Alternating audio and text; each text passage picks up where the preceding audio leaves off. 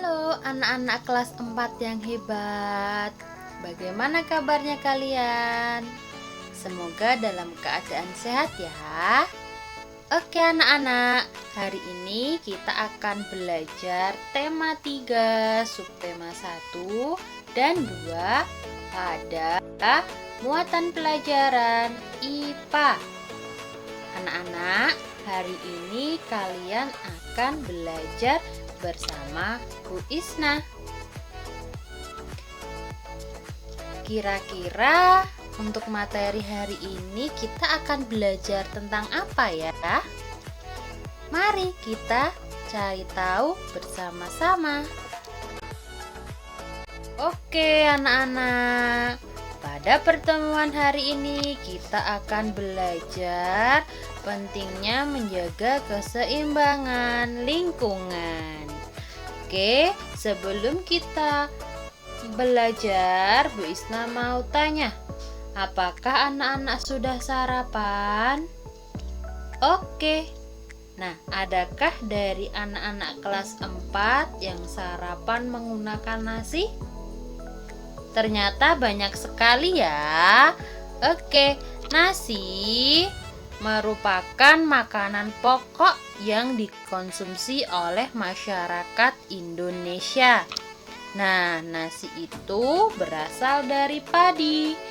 Perlu anak-anak ketahui bahwa padi merupakan salah satu tumbuhan dari ribuan jenis tumbuhan yang ada di Indonesia. Padi adalah sumber daya alam yang hayati, ya harus kita jaga kelestariannya. Nah, anak-anak, selain tanaman padi, kita juga harus melestarikan tanaman yang lainnya. Misalnya ada singkong dan jagung.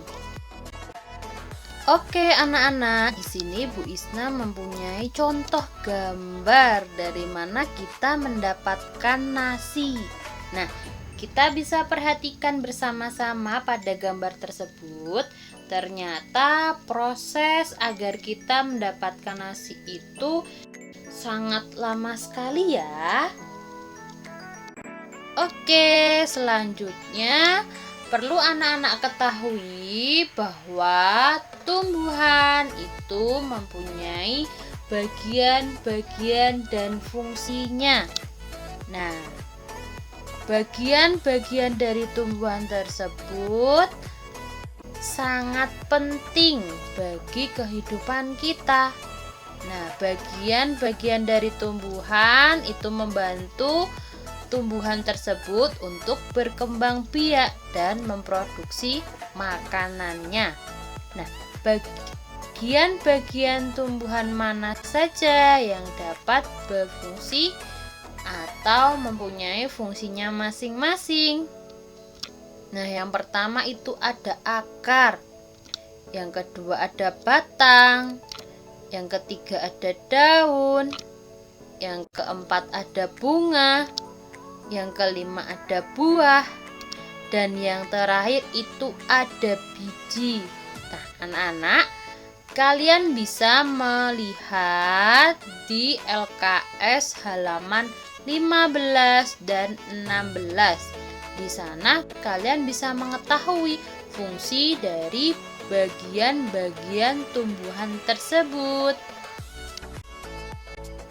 Oke anak-anak, coba anak-anak bayangkan ketika lahan pertanian yang biasanya digunakan oleh petani menanam jagung, singkong, padi, dan masih banyak lainnya, itu dijadikan perumahan, hotel, mall. Coba kalian bayangkan apa yang akan terjadi. Nah, pastinya lahan pertanian akan hilang dan bahan pangan kita akan berkurang. Seperti yang kita ketahui bahwa manusia memanfaatkan berbagai tumbuhan sebagai makanan pokok mereka. Selain padi, manusia juga membutuhkan jagung untuk kebutuhan peternakan. Nah, oleh karena itu, tumbuhan merupakan sumber daya alam yang harus kita jaga.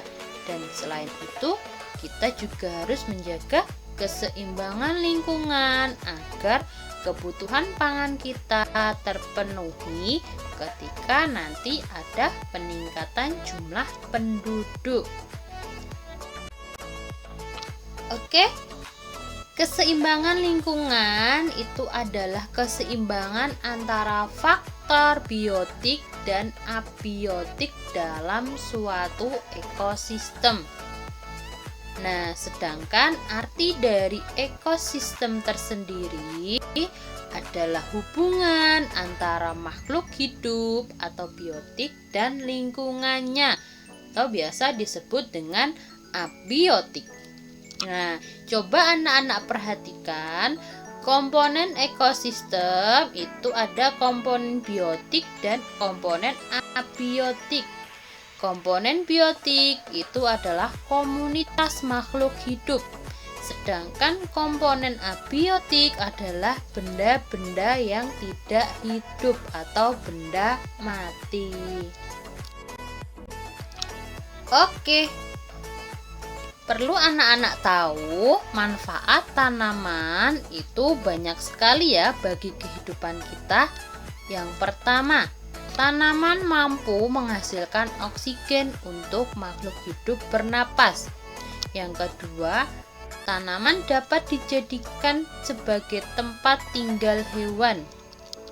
Yang ketiga, tanaman juga bisa kita jadikan sebagai obat. Yang keempat, tanaman merupakan sumber pokok makanan dari manusia. Manfaat, kita juga harus tahu upaya apa yang dapat kita lakukan untuk menjaga ketersediaan pangan. Nah, yang pertama, kalian menjaga ketersediaan bibit. Yang kedua, menjaga kualitas dan kuantitas lahan pertanian. Yang ketiga, menjaga kebersihan lingkungan. Yang keempat, menjaga kelancaran saluran irigasi. Dan yang kelima, kalian juga harus menggunakan beras sesuai kebutuhan kalian.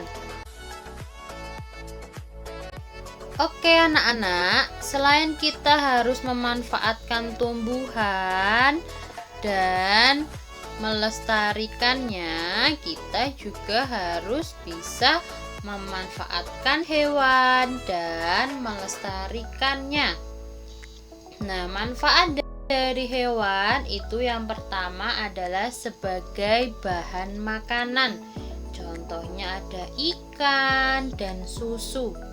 Yang kedua, sebagai kebutuhan tenaga. Contohnya binatang kerbau yang biasanya digunakan untuk membajak sawah, dan kuda yang biasanya digunakan untuk alat transportasi. Nah, yang ketiga itu sebagai sarana pengobatan. Contohnya seperti madu. Dan yang keempat sebagai bahan kerajinan, itu ada kepompong ulat sutra yang bisa dibuat untuk baju yang kita gunakan sehari-hari. Nah, upaya pelestarian hewan sendiri itu yang pertama, tidak merusak habitatnya. Yang kedua, tidak melakukan perburuan hewan. Dan yang terakhir, kita harus membudidayakan hewan agar tidak punah. Oke anak-anak, di sini Bu Isna mempunyai contoh, yaitu badak bercula satu. Nah, perlu anak-anak ketahui bahwa hewan ini hampir punah ya. Jadi kita harus selalu mendukung upaya pemerintah untuk membudidayakan hewan tersebut. Selain badak, Bu Isna juga punya contoh lagi. Itu ada burung elang Jawa atau burung yang menjadi simbol Pancasila. Ini juga merupakan hewan yang hampir punah. Jadi kita harus membudidayakannya. Oke anak-anak, perlu anak-anak tahu bahwa hewan itu mempunyai bagian tubuh dan fungsinya masing-masing. Nah, seperti contoh pada gambar tersebut, Bu Isna mempunyai gambar ikan. Coba kita perhatikan fungsi dari bagian-bagian tubuh ikan tersebut. Yang pertama kita lihat dari mata. Mata tersebut berfungsi untuk melihat lingkungan sekitar. Yang kedua, kita lihat sisik ikan. Sisik ikan tersebut berfungsi sebagai pelindung tubuh. Yang ketiga adalah badan yang ramping memudahkan ikan bergerak di dalam air. Yang keempat, ekor. Ekor ini berfungsi untuk membantu pergerakan di dalam air. Yang kelima ada sirip. Sirip ini berfungsi untuk berenang. Dan yang terakhir ada insang yang berfungsi untuk bernafas. Oke, anak-anak kelas 4 yang hebat, hari ini kita sudah belajar pentingnya menjaga keseimbangan lingkungan kita atau menjaga keseimbangan lingkungan kita. Nah, dari materi pertemuan hari ini banyak sekali yang dapat kita dapatkan. Contohnya tadi manfaat dari tanaman dan cara menjaganya. Selain itu juga manfaat dari hewan serta upaya dalam pelestariannya. Selain itu kita juga bisa mengenal bagian-bagian tumbuhan dan bagian-bagian dari tubuh hewan serta fungsinya masing-masing. Oke anak-anak, sebelum Bu Isna akhiri pertemuan pada hari ini, jangan lupa kalian like, komen, dan subscribe YouTube dari Anak Prima. Terima kasih. Sampai jumpa di video pembelajaran selanjutnya.